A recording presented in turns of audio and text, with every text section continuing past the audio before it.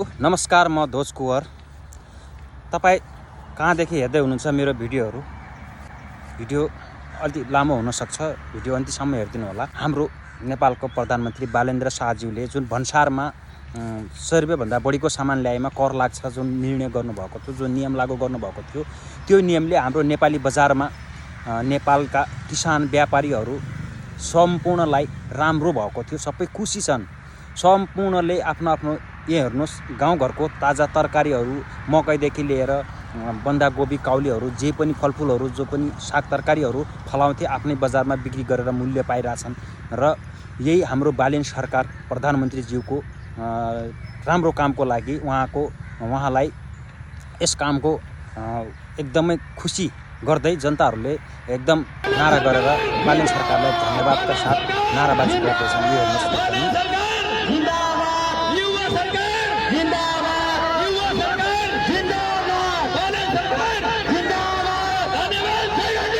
भनेपछि नाराबाजी भयो, राम्रो भयो। हाम्रो नेपाल सरकारलाई, हाम्रो नेपाली जनताहरूलाई सम्पूर्णलाई राम्रो भयो।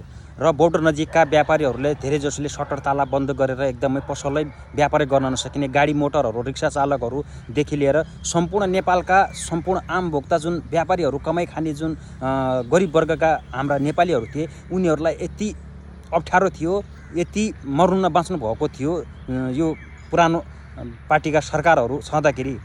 भनेपछि अहिले नयाँ सरकार आयो, बालेन्द्र सरकारले जुन परिवर्तन गर्न खोज्यो यो राम्रो गरेको थियो। र यसको असर सिधै कता पर्यो भनेपछि तपाईँको भारतमा पर्यो। यति असर पर्यो नि भारतमा कि भन्नै सकिँदैन।